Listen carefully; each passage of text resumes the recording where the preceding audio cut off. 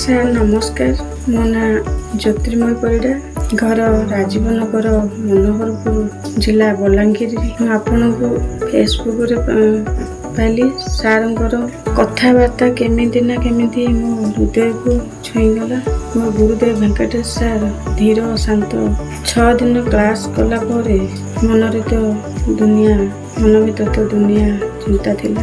ମାନସିକ ଚିନ୍ତା, finance problem ପାଇଁ ମୋତେ ବହୁତ ଇଣ୍ଟରେଷ୍ଟ ହେଲା। ସେଥିପାଇଁ ମୁଁ ଜଏନିଂ କଲି।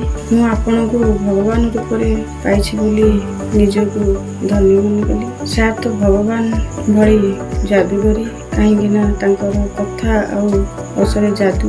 ସାର୍ଙ୍କ ପାଖକୁ ଯେଉଁମାନେ ଆସିଛନ୍ତି, ନିଶ୍ଚିତ ଏହା ପ୍ରଭୁ ଜଗନ୍ନାଥଙ୍କର ଆଶୀର୍ବାଦ।